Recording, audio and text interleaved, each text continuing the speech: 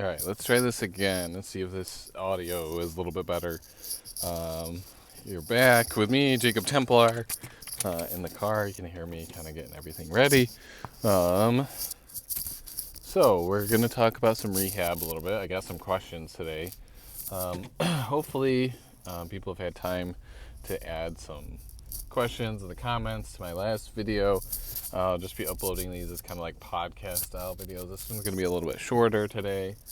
Um, so, some of the questions I got last time we obviously talked about back pain. Um, some of them had to do with back pain. Some were talking about like natural history of back pain, and I mean what we know generally is even with like the sciatica type symptoms, which still is covered in the definition of non-specific low back pain. The natural history for that, it tends to still be somewhat favorable, even with like some neurological symptoms, right? Not all. There tends to be a natural history that's favorable, like even sometimes like drop foot and things like that, where that sometimes too happens spontaneously. Like I've seen people that have had drop foot that never had back pain or anything like that, and it does seem to recover fairly well. And it's hard to tell, like, is it actually even related to anything that I've done, or did it just get better on its own, based on these things that I've seen clinically. um, so even with sciatica, as long as it's not like, say, the stereotypical like discogenic sciatica, there tends to be a favorable natural history. Even with the people who do have surgeries, we do kind of see that those people end up typically in the same spot, whether or not they had surgery or not, when they look at groups. Comparing them, there we go, between like 1 year, 2 years, 5 years, 10 years, that kind of thing, they kind of end up in the same places, either way. And then, so that's why sometimes things like too on imaging don't, it's not that they don't ever matter. So like say if you had a disc bulge at a certain level, even if you've had it for a long period of time, like those are really only meant to be like temporary labels, at least in musculoskeletal. It's not like you have a disc bulge and then it's forever like a diagnosis that it's like a disorder or a disease state that you have that you can't like get rid of, or it doesn't ever go away. Those things are temporary and don't mean that you're really even going to see symptoms, because there's been some studies where they've looked at that where they tracked people that had imaging findings for like 30 years and then looked at them again in 30 years. And the only thing that really predicts is predictive of is that it's going to look different on a scan in the future. It was not very predictive for their physical function, their level of pain, or anything like that.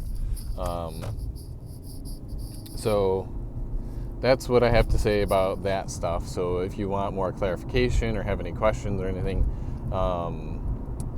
ask away. And then it was kind of a mixed bag, because we got some questions too about like manual therapy, with like say frozen shoulder. Like, should you do manual therapy with somebody who has a frozen shoulder early on? And I would say it depends, right? It depends on how irritable symptoms are. It depends on if they feel like any types of hands-on therapy does give any relief. How much can they do on their own? Different things like that. Because I would say if somebody has a large amount of irritability, it's tough to say. Like, you could try it and see what it does. Does it help? Does it not help? And how much does it help or not help? Would dictate to me more what we should do, or things like that, rather than, okay, should I or should I not do it, right? Because with some people, they're going to have maybe even an increase in symptoms if you do manual therapy, or they're just not going to tolerate those things that you're going to do as well. And in that case, well, why do it, right? Why don't I just develop the confidence in them being able to do it? I think that you can do it. Like, we don't have to be completely hands off. I don't know why that's still a debate. But it really depends on a lot of factors. And I do think there are some things that are in the Journal of Orthopedic and Sports Physical Therapy clinical practice guideline on frozen shoulder that are useful and kind of helping with that determination, like the level of irritability guidelines, and then like recommendations for like treatment within that. But there are some cool things you can do when somebody has a lot of irritability early on, too, that I've done clinically that there's only like a handful of trials on, like mirror therapy and things like that, where that seemed to have a big effect on somebody's range of motion and irritability within just a few, like a week or so. So we have that. We had some stuff too. There was like about continuing education courses. So about like maybe what continuing education courses I recommended, and like did I think that it's important for people to get like things like the CSCS or different things like that. And honestly, I don't know if it's like if you need to get that, right? Because a certification in strength and conditioning, I forget what it is. It's like certified strength and conditioning specialist, I think is what that stands for, right? Is that's not always worth it, as in like I guess if you're new and you don't have anything to put on your resume where you've worked with like strength athletes and things like that, it can look nice. But I don't know is like, other than what I've already known and learned about exercise physiology and stuff, like do I feel like the material was useful to advance my knowledge and understanding of exercise prescription and education and stuff like that, because it's very, at least the book that I had is very, very not outdated necessarily. Like the physiology makes sense, but it's not necessarily all like applied, and it's very like basic theories of periodization rather than like, I think, more advanced and more thoughtful in like discussing like exercise progression and regression and programming, and I just think there's better resources out there than that. Like I think it's like NSCM, I believe, has certification now that might be more worthwhile. That's like I think it's like the bodybuilding and powerlifting, and maybe it's just bodybuilding certification. And like that's going to teach you a lot of like programming principles that are applicable even across populations, because like our main goal typically with strength training is like to try and induce muscle size and strength adaptations and things like that. And it's not too much different out like in sport versus like, say, a specific sport like bodybuilding. It's just like how often and how much you might do stuff. But periodization and stuff is really made up a lot anyways. Like we kind of come up with these rules and thoughts, and there's like only sometimes marginal differences between different types and things like that. And the biggest thing in sport is going to be like, what period of like season is somebody in, or what sport do they play, and like just making sure you're adding basic movements that contribute to positive adaptation within their maybe specific sport a little bit more. But I mean, I think outside of like, and that's a tough conversation too, because like how specific do you need to be? Because if you're strength training, like I would say your goal then should be to develop a base of strength or and things like that, not necessarily like endurance. Like if you're going to work on endurance, we'll just do like endurance work rather than trying to mix everything together. Right, there are time considerations with that for somebody who's in sport, but like athlete or rehab wise too, like, I would just say keep them a little bit separated and give people like different things. Like, it gets back to that you can have people just exercise to exercise, but like if you want to actually maximally develop certain traits, then you're going to have to kind of keep those things a little bit further separated so you can just focus on one. It's not that you can't do them together, like as in like in a cohesive plan, but that like I wouldn't be like trying to just do like all supersets or like no rest or like minimal rest, like things like that. Like if you want somebody to get stronger from exercises, then dose it appropriately and give them adequate rest to express that strength. And if you want them to have better endurance, there's other things you could do, like antagonist, agonist, like supersets, or like doing upper body work and then like a lower body movement where it's like you're not necessarily fatiguing those local muscles, but you're getting like global fatigue and working on exercise density or activity tolerance, things like that, right? But that's where those some of those certifications don't really like kind of get into that stuff, and that's more of like shameless plug where like I have certain courses now that I'm working on that's going to be stuff that we talk about and like look at and plan and go, okay, this is what we're looking at, this is how many sets and reps I recommend it, and I've come up with like ways to think about like progression and regression and things like that, which we plan on going over a lot more. So yeah, those are things that I would think about, right, when I'm looking at all that stuff. And as far as like other Con Ed courses go, it's tough because like it's hard to recommend a lot of them. If you want ones that are just like good on basic like ortho therapy and stuff like that, generally like the MedBridge ones that like Chad Cook was involved with are pretty good. They're going to give you most of the information that would be adequate for like an OCS level training about like orthopedic therapy, where like it goes over like more common conditions, red flag screening, like what are tests and measures that maybe are a little bit better. They really only include like the ones that maybe are actually like backed in research. They don't include any that are just like don't really have any value, and even then like special tests probably do have a little bit of limited value as far as like applicability in the clinic, and unless you're strictly looking at things from like a mechanistic and mechanical viewpoint, which I'm more and more getting away from, and I do more and more special tests now because patients want us to, and it helps with like to show them you've thoroughly examined them, and then to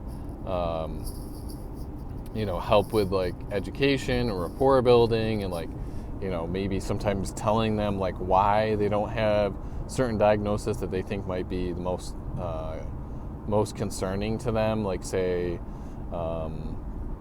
like our rotator cuff tear or a bulging disc or a pinched nerve, or like those are the ones that I see people most with, where they're like concerned about having something, whereas like say if I tell somebody they have like meniscus irritation or maybe a tear, like we still have like the conversation about like, yeah, it's possible, but like what does this actually mean to you? Like, is there even like other management options that I think might be appropriate, which usually there's not. We typically see this would get better in time anyways, and with rehab, same with arthritis. Like, yeah, I'm not going to change the bone structure, but this is what we do know about this. Versus I think like people typically for like rotator cuff tears automatically kind of assume that means I need to have surgery, and they err more on that side of things. Same with like a bulging disc or like a pinched nerve. Other courses I would recommend, I think probably Nick Rolnick. I mean, I wrote a paper with him. His blood flow restriction training courses are going to teach you more than they'll teach you the most stuff that I can think of that you would want to know about that, right? He really is one of the like physical therapy like practitioner experts on that, and is obviously very well known for a reason about that. Let's see. Obviously, my own like pragmatic rehab principles. We're gonna have courses coming out about discussing a lot of these principles, like applications of research to practice. Primarily, a lot of our stuff is going to start with like around the spine, then we're going to work our way out to other more common areas where we feel like we have expertise in, like shoulder and knee and different conditions like that, and kind of teach and go over like everything we think you might need to know. What does this mean practice wise, and what can we do with that information? Like I said before, I have the courses through ATP Performance where I'm going to be just like talking about specifically exercise prescription and dosage and things like that, which I think a lot of people find value in. There's another good one. Give Cam Fowler a shout out in his group at Dynamic Principles, where they have the human framework, HRF, where that gets more into like pain education and sciences and like psychology and stuff like that, right? Because as far as like pain stuff goes, I think I've learned a lot more from reading books than any of the courses I've taken too. And then just like YouTube videos from like Lorimer Mosley and David Butler and people like that.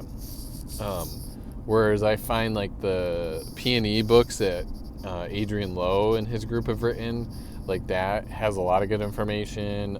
Butler and Mosley's group, the books that they've written, I found very useful. Louis Gifford's books to be very useful. There's a couple others that I'm blanking on right now, but like I felt like I learned more about how to actually apply that with somebody than I did from taking any of the courses on that. And there are some at MedBridge, but it just felt like I was like, yeah, but this isn't like this cool information, but doesn't really help me to like, how do I frame that around a person's beliefs or understanding and improving that understanding and like, educating them in a way that's like natural to like maybe how I would, versus the books kind of gave me a lot of aha moments where I was like, oh, okay, I could explain this that's going on with somebody like this, and oh, that explains why they're having these and these symptoms. So now now I'm going to come up with a story about like what seems to be similar to that, so they can kind of understand that. Right, because one of the hard parts is we're also trying to help patients with they live in a world where we view everything as being like it has to have a source, it has to have a specific diagnosis, which means then it has a specific treatment to it, when we maybe aren't practicing specifically that way as much, right?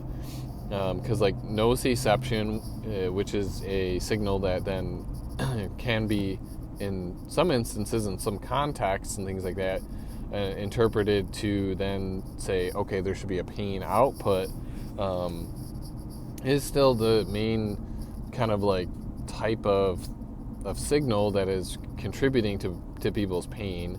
But just because that's like the initiator, I mean, it doesn't always mean that that's what's continuing the symptoms to persist and to be worse, and different things like that, right? So we have to take all that into consideration. I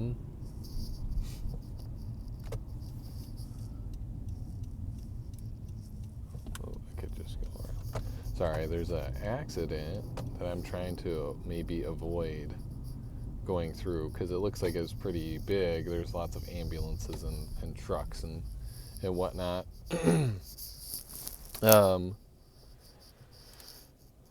All right, so anyways, yeah, and the same with like exercise dosage and whatnot. Like I would say just take the courses that I have coming up. Like, I've made them pretty cost effective, and like you're going to be able to take them on demand over time. Um, I'm just getting them out. I really want feedback, but the people who have purchased them, I haven't really gotten a whole lot yet from, because some of them haven't actually been able to like look at them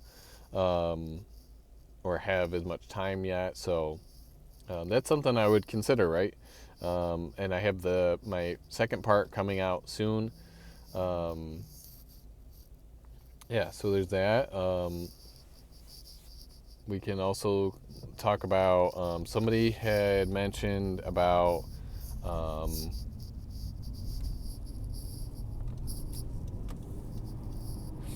potential of like looking at a study that looked at ultrasound. I will have to read that one because I'm not as aware of that one. Um, I mean, and the thing is that if it's one study, I'd really have to see like how big the study is, and like what they did, how well was it blinded, like stuff like that. Like if it did show improvement, because I mean at this point ultrasound is kind of known to not be like that effective, and clinically like has been looked at as kind of like a sham. Like if you want something that you think is going to be fairly inert, like they'll use it in trials to see like if different context effects and things like that have like impact people's symptoms more, and like therapeutic reliant or alliance and relationship and stuff like that, because at this point most people just consider it to be like a placebo treatment anyways. So then they see, okay, well, if it has this treatment like effect that's usually no better than placebo, what are the things that we can do to maybe enhance that or mitigate that? Like I've seen a couple with like Adrian Lowe's group and research group again, where they did one where they did like a neutral explanation. I think they did like a negative explanation, and then they also did like a positive and then an enhanced positive, and like that was the like order in which like they kind of improved with the treatment. So like those who got enhanced positive information about like ultrasound and what it was going to do and things like that, said that they felt the most improvement of any single group that they looked at, versus like the ones who got a neutral explanation that was just like, this is like the boring like sciencey way of like what it might do. They experience like what we would normally see, and what's the trend in ultrasound research as far as like seeing its treatment effect and like effect size. Yeah, so there's that. I'm trying to think because I feel like there was one more that I'm missing out on, and I just can't remember what it was at this point. And like I said, this is going to be a little bit shorter anyways. Today I didn't have as far to drive. Didn't have any specific topics that I really wanted to talk about as much myself. I wanted to kind of get to people's questions.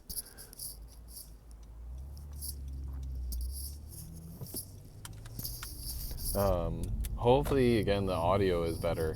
What are a couple good things that I can talk about right now that I have coming up? Would be, I was looking at a lot too recently, like on, there's been a couple different posts that I've seen about like the electrical signaling, like the strength of that, like an EMG for like hip exercises. I don't know if there was like a new study that came out or something like that. But honestly, like I don't even really think about that stuff too much when I'm like trying to give patients exercises. I know it's like always been, and in the past I did think about that, but like to me it's just such a like it just doesn't move the needle much for me anymore, because of the I'm gonna say his name wrong because I always do, Vygotsky papers, Andrew, where he wrote one, co-authored one with like Greg Lehman. He's been the first author, on that one, and another one like calling into question like the use of surface EMG for like exercise selection, because it is a proxy measurement at this point, and we don't know like how much that actually influences, like is that actually going to lead to improvements in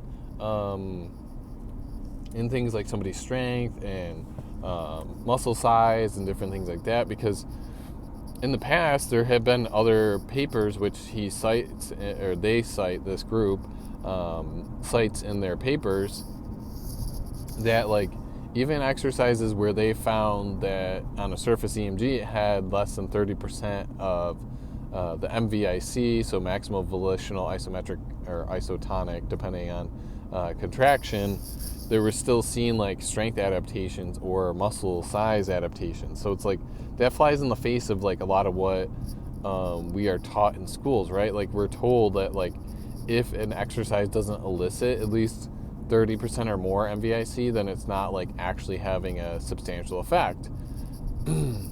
But like there's evidence that's directly contradictory to that. In some exercises that seem like intuitive, that like, oh, this would be a good exercise, like have poor surface EMG. And like I'm not going to try and say I'm an expert on this topic. I've read quite a bit about it now because of this, but I'm not by any means an expert, and I have not used those techniques, and I can't like explain why there's going to be wide variance of certain things and stuff like that, right? With the usage of these specific measurements, versus like somebody else could, like, if you ask like a Greg Knuckles or Brad Schoenfeld, or even Andrew or Eric Helms, or like whoever your favorite person is that like does exercise physiology research, so to me, like those just don't move the needle. Like I want to look more at like what does the person have like functional limitations in, and then think about like how does this maybe relate to that specific issue they've mentioned to me. Like what are their goals, what do they want to be able to do, and like do they even value like certain types of activities more, things like that. And like then how can I facilitate like working towards that with things that they enjoy, and like movements that kind of make, quote unquote, like air quotes, make sense to them to be doing to work towards those goals, right? I don't really care as much about like, does this exercise have like, on this scale, like a 3-point higher activation of their glute med than like this other exercise, or like this specific like head of their bicep. Like I think it's important that we kind of know some of this anatomy and some of these terms and things like that, but I don't know, is like, does that really go a long way in changing like our practice, and like is it going to make a huge difference in somebody's rehab versus just like trying to be more patient focused and centered? And like I feel like that's a little bit more biopsychosocial too. Like I'm not ignoring the biology, like I realize that these things do exist. I understand that like certain exercises utilize certain muscle groups more as the prime movers, but like I don't know if I need to split hairs about like for a patient who's somebody just wants to maybe like pick up their kid or grandchild a little bit easier, or carry them, or like get their groceries. Like, does it matter as much, how much more like this exercise does of this? And I feel like I've noticed this in practice, that I could have somebody do an exercise that maybe like is like perfect, like has better EMG, or according to physics is supposed to lead to less shearing force or compression force or whatever, right, on a joint or in this certain way. And like your body kind of doesn't give a shit about physics sometimes. Like it just knows that like, hey, I have an association, and in this context, like I don't like this, and you're gonna have pain because I think this is potentially harmful for you. versus like you could in some contexts have somebody do something that's technically harder and they feel fine with it, right? And like there are times where these biomechanics in like physics and things like don't accurately predict, because like that's not the only thing that contributes to somebody's pain, right? There are other times where they work very well, but I think that's why we need to have flexible like frameworks and like not be so dead set on some of these principles, to then be able to flexibly shift when, okay, well, what happens if this doesn't work? Like, what if this thing that I'm so rooted and attached to doesn't make a difference, right? And then what do I do? And like, should I just send somebody to a different specialist and just continue them down the line, you know? Or should I just be like, well, maybe it didn't work this time, so let's try something different and like kind of start over, right? There's a lot of things we can change, and only sometimes they're biomechanics. Right? Sometimes we can keep the biomechanics the same even and just change like certain contexts or expectations, like the environment that it's done in, stuff like that, and it will have a vastly different outcome. Yeah. So hopefully that was useful. This one was a little bit more rambly. Hopefully I would like to get back to something more structured. So if we can kind of collect different questions that have to do with like a specific topic. So say like, let's do for next time, if you have specific questions about anything to do with like a knee issue, then we could talk about that. And I'll try and get a little bit ahead. So I'll post some question stickers on my stories and kind of collect some, and see from there. I'd like to go over areas I feel pretty comfortable with and add some context and maybe even stuff that people have read about, and like, well, how does this maybe apply a little bit more clinically, and like what would I kind of say to somebody, or like walk through that and bring in some like case examples of like stuff, because I do these like after I leave the clinic, so it's good for me too, because like I probably have seen somebody that day where we've like had a conversation about that, because that's a lot of times where like just reading a study or a book or something doesn't really help. It's like I don't want to give people just like a script to be like, you need to just say this to people, right? But I find that giving those examples of like, here's things that I have said specifically to somebody, and this is what like helped them learn about like whatever concept, I do find that to be useful.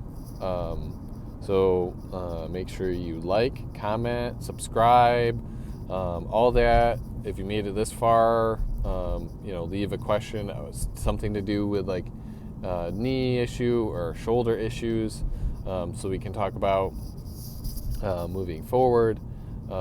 Again, you can find me on Instagram at strengthandevidence_physio.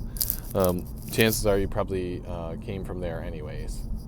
So until next time, I will catch you guys around on the interwebs.